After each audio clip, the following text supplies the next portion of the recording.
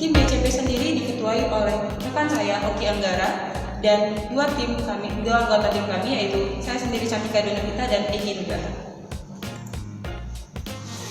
Di sini akan ada beberapa materi yang akan kami bahas pada hari ini. Yang pertama ada pendahuluan, yang kedua gambaran umum, metodologi, hasil dan analisis, serta kesimpulan.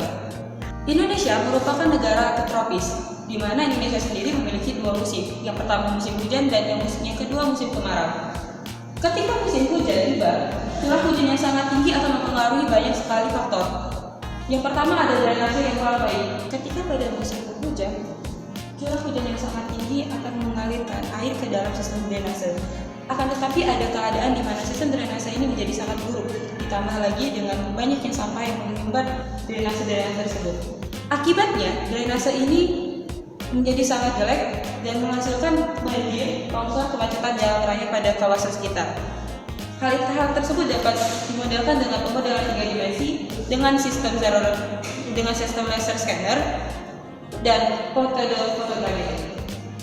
Wilayah penelitian ini berada di Provinsi Lampung dan tepatnya berada di Jalan Tirtayasa Camparaya Bandar Lampung. Dengan topografi yang bervariasi, hal ini sangat menarik untuk dilakukan penelitian lebih lanjut.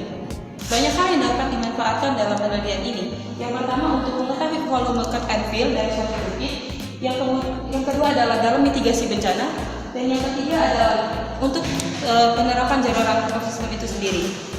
Kemudian ada tahap perencanaan. Di dalam tahap perencanaan ini terdapat beberapa hal. Yang pertama briefing, kemudian pra-survey, desain, akuisisi data, processing, dan yang terakhir adalah analisis. Selanjutnya ada peralatan.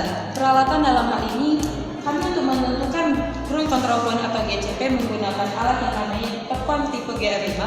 Kemudian untuk akuisisi data foto udara menggunakan drone Phantom DJI-4. Yang ketiga adalah untuk menentukan pemodelan 3 dimensi menggunakan terrestrial laser scanner, yaitu Leica BLK360. Dan yang terakhir untuk pengolahan data kami menggunakan dua peralatan, yaitu komputer dan laptop. Baik, untuk timeline pengerjaan dari kelompok GCP sendiri, dari 25 November sampai 12 Desember kita melakukan studi literatur, kemudian orientasi lapangan dan perizinan. Ini kami lakukan sangat penting karena di sana merupakan terdiri dari kawasan industri, pemukiman, sehingga kami perlu melakukan cross check untuk kelancaran dari pengukuran proyek kami. Selanjutnya untuk 13 Desember sampai 16 Desember itu melakukan pengukuran titik GCP. Selanjutnya 26 Desember sampai 15 Januari 2020 kita melakukan akuisisi data foto dan pengolahannya. Yang keempat kita tanggal 17 Januari 2020 sampai 20 Januari 2020 kita melakukan akuisisi data untuk laser scanner dan pengolahannya. Yang terakhir 6 Januari 2020 sampai dengan 9 Desember 2020 kita melakukan penulisan laporan dan juga rekap data. Proses ini sangat panjang karena kita memerlukan beberapa analisa masalah yang perlu kami masukkan di dalam laporan tersebut. Ya, untuk metode pengukuran GCP, ground control point, kita menggunakan metode radial dengan pengamatan masing-masing titik yaitu selama 30 menit. Kita membagi dua jenis control point. Yang pertama GCP, ground control point, sebagai koreksi untuk mengontrol dari data foto yang kita dapatkan dari drone. Kemudian untuk titik GCP, independent control point, kita gunakan untuk mengkoreksi dan meng-cross check hasil dari titik-titik GCP yang kita hasilkan. Masing-masing pengamatan selama 30 menit karena kita mempertimbangkan dari ketelitian yang dihasilkan dari GCP. Nah, berikut adalah merupakan hasil dari masing-masing titik GCP dan ICP yang kami peroleh dari pengukuran GCP. Nah, selanjutnya untuk akurasi data GCP dan ICP dapat dilihat bahwa ketelitian dari titik GCP dari BM2 sampai BM12 total error X 28,61 cm dan Y 1,254 cm dan Z 0,604. Kesalahan tersebut karena akibat dari kontrasnya foto sehingga titik-titik primar pada masing-masing titik GCP tidak terlalu kelihatan sehingga kita melakukan marking. Ada beberapa kesalahan yang seharusnya sesuai dengan titik itu, namun karena terlalu kontras dan lain sebagainya, efek dan lain sebagainya, itu mengakibatkan data foto udara tidak terlalu jelas dan markingnya pun tidak terlalu jelas sehingga menghasilkan error yang lumayan tinggi. Dan Untuk titik ICP sendiri digunakan untuk mengontrol dari titik ICP. Nah, berdasarkan dari standar nasional Indonesia untuk bidang fotogrametri, ketelitian geometri proyek ini dapat memenuhi klasifikasi ketelitian geometri pada peta RBI skala 1:1000 dengan kelas 2. Hasil analisis yang kedua yaitu akuisisi data foto udara. Pada tahap ini kami melakukan persiapan, yaitu di mana kami harus mempersiapkan data dan alat data yang sudah terencana dari hasil prasurvei yang kami lakukan, dan alat yang kami gunakan yaitu DJI Phantom 4 untuk memetakan pada area kurang lebih 27 hektar. Selanjutnya kami melakukan perencanaan jalur terbang melalui aplikasi Pix4D dan Control DJI untuk memudahkan proses pengukuran foto udara. Yang selanjutnya kami melakukan proses pengolahan dengan bantuan software Agisoft Photoscan untuk menghasilkan data DSM dan data DTM. Yang kedua, context capture, yaitu untuk menghasilkan data 3D modeling. Dan terakhir yaitu global mapper untuk menghasilkan sebuah kontur. Pada dasarnya, pengukuran foto udara untuk mendapatkan resolusi spasial dari ukuran citra digital dengan ukuran sebenarnya, karena GISD ini menentukan ketelitian citra hasil proses foto udara. Semakin kecil GISD sebuah foto, maka semakin baik resolusinya. Besarnya resolusi spasial foto udara ditentukan dari ketinggian pengambilan foto di lapangan yang tepat untuk mendapatkan GISD sebenarnya. Selain itu, melakukan pengaturan kamera drone meliputi shutter speed, aparatur, ISO, dan focal length.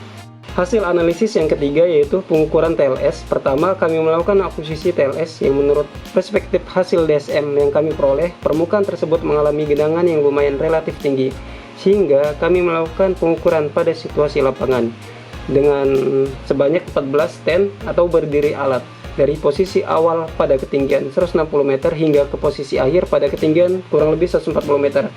Hasil pengukuran kami dilakukan proses pengolahan di mana setiap stand dilakukan overlay match stand agar setiap poin kode yang bertamparan relatif sama di permukaan bumi, sehingga dapat memudahkan proses filtering dari poin-poin yang tidak digunakan. Output dari TLS berupa 3D point, yaitu false color dan natural color, sehingga dapat dianalisis pada proses pekerjaan yang dibutuhkan. Baik, berikutnya untuk implementasi dari BIM sebagai perhitungan dari volume cut and fill-nya, kita mengambil studi kasus untuk bukit dengan area seluas 13.592,33 meter persegi yang dapat diketahui volume dari cut-nya 281.586,51 meter kubik dan volume fill-nya atau volume timbunannya sebesar 9.020,38 meter kubik. Baik, ini merupakan hasil analisa dari proyek ini. Proyek kita mengimplementasikan hasil BIM, yaitu penerapan konsep zero runoff system, di mana kita dapat mengetahui genangan-genangan air permukaan sehingga kita dapat melakukan analisa lebih jauh seperti macet dan lain sebagainya.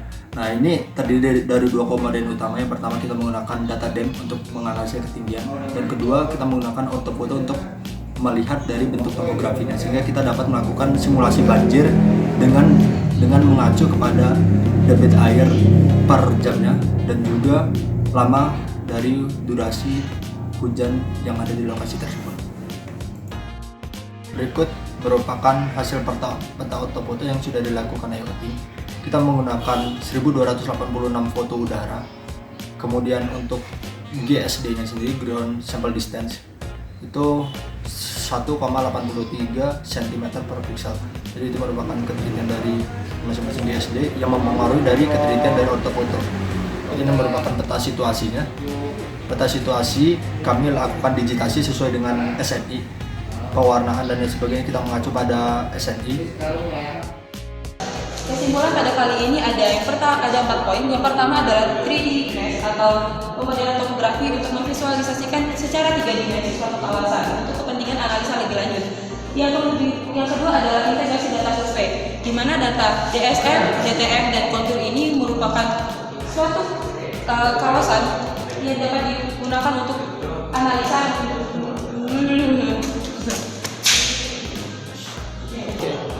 Yang kedua adalah integrasi data survei. Data DSS, DTM, dan kontur dapat digunakan untuk menghasilkan hasil yang lebih maksimal.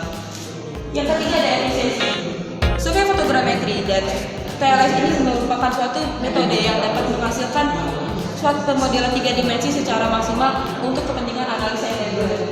Dan yang terakhir ada timeline. Timeline ini sangat penting karena untuk mencapai target suatu penelitian haruslah dibuat dengan timeline. Pesan dan kesan. BWK Award 2020 ini memiliki pengalaman yang sangat penting bagi kami agar kami dapat memberikan hasil yang lebih baik untuk kedepannya, di mana kami juga dapat mengaplikasikan ilmu-ilmu yang kami dapatkan di bangku kuliah ke dalam suatu permasalahan yang terjadi di sekitar. Yang terakhir sarannya terus ditingkatkan kegiatan seperti ini agar dapat memiliki link and match antara perusahaan, bangku kuliah atau institusi dengan mahasiswa itu sendiri. Sekian presentasi hasil dari survei kami. Terima kasih atas perhatiannya. Kami akhiri. Wassalamualaikum warahmatullahi wabarakatuh.